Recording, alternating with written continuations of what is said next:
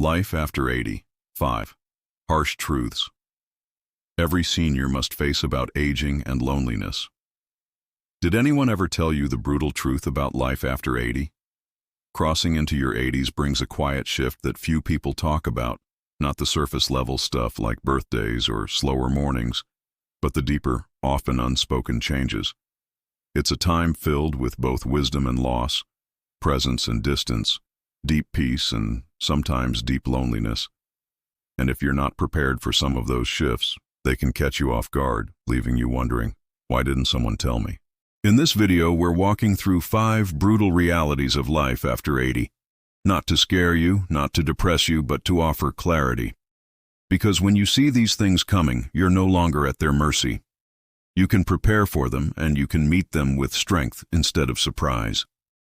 We'll talk about the shrinking circles, the body that doesn't bounce back the way it used to, the creeping dependence that feels uncomfortable even when it's necessary, the quiet way society starts to overlook you, and that strange ache that shows up when old regrets meet too much time and too little purpose.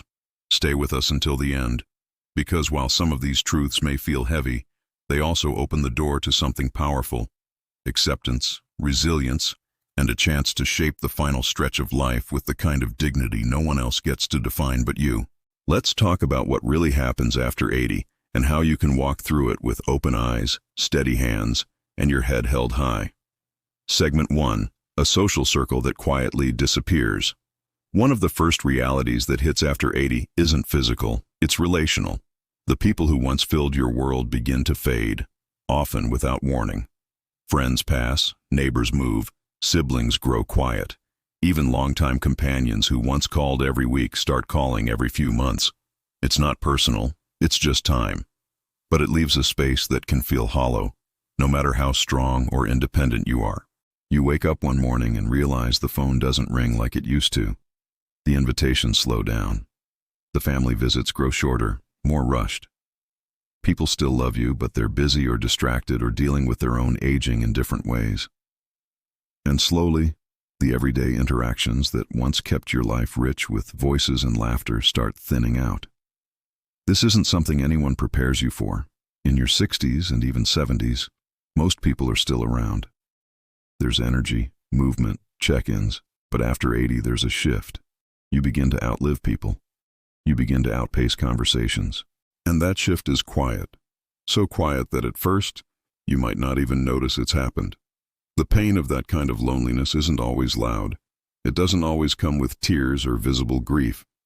Sometimes it's just a long silence after dinner or a walk that feels a little too quiet. It's realizing that the list of people who really know you is getting shorter, and you can't stop it. But knowing this reality means you can do something about it. You can open new doors even when others have closed. You can stay connected on your terms, whether through a church group, a weekly lunch, a phone call you initiate, or even a letter.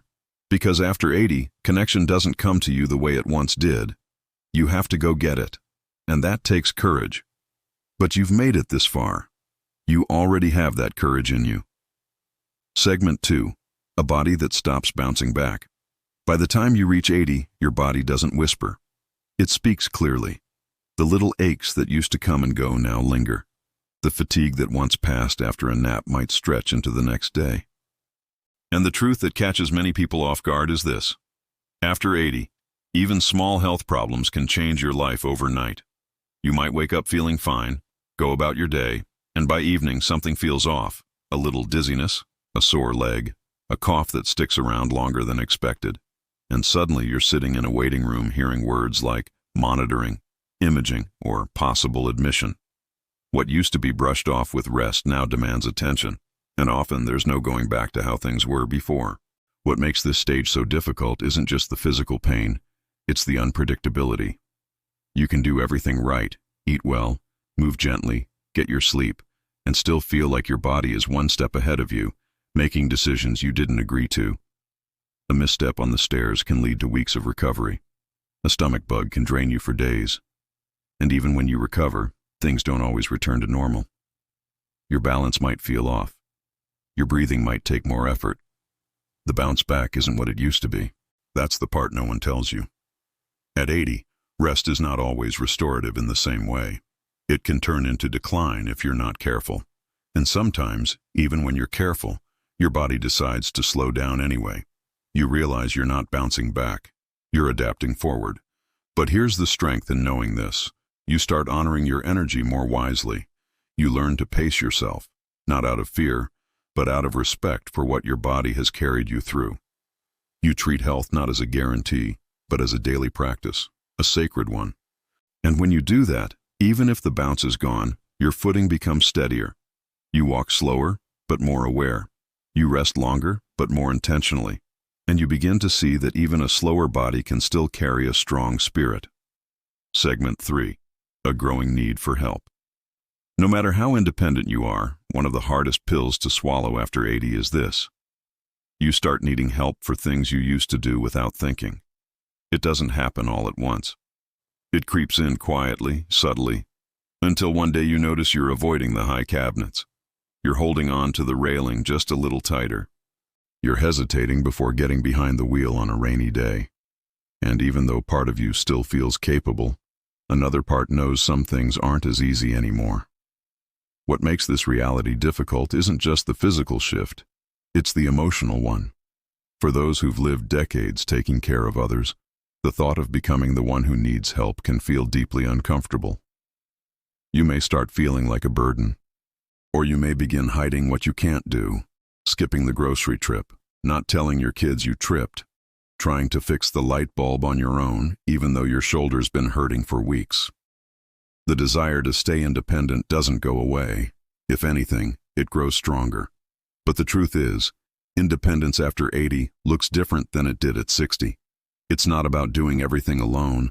It's about knowing when to ask for help and being brave enough to accept it. That's the shift. It's not weakness, it's wisdom. Knowing that accepting help isn't a loss of independence, it's a way of protecting it. Because when you allow someone to help you climb the stairs, or drive you to the doctor, or carry that heavy bag, you're actually giving yourself more years of doing what matters most. And not all help has to come from people. It can be a grab bar in the shower, a stool in the kitchen, a reminder on the fridge. These little supports don't take away your dignity, they preserve it. After 80, the bravest thing you can say might just be, I could use a hand. Because the older you get, the more strength you show by choosing safety over pride, peace over struggle, and connection over isolation. Segment 4. A presence the world starts to overlook. As we journey into our 80s, a subtle yet profound shift occurs, not just within our bodies, but in how the world perceives us. It's not merely about the physical changes or the slowing pace, it's about the gradual fading of our presence in the eyes of society. You might notice it in the way conversations flow around you, as if you're a silent observer rather than an active participant. The cashier who once greeted you warmly now barely makes eye contact. Medical professionals may direct questions to your younger companions, overlooking your autonomy and experience. This invisibility isn't born out of malice, but stems from a societal tendency to prioritize youth and overlook the elderly. It's a quiet marginalization that can lead to feelings of insignificance and isolation. Reclaiming your presence starts with small, intentional actions. Engage in conversations, share your insights, and participate in community activities. Your voice matters, and by asserting it, you challenge the narrative that aging equates to obsolescence. Consider joining groups or organizations that value and celebrate the contributions of seniors. Whether it's a local book club, a volunteer organization, or an online forum, these platforms provide opportunities to connect, share, and be seen. If this message resonates with you, please share your thoughts in the comments below. Your experiences and insights can provide comfort and guidance to others navigating similar paths. Don't forget to like this video and subscribe to our channel for more content dedicated to empowering and celebrating life after 80.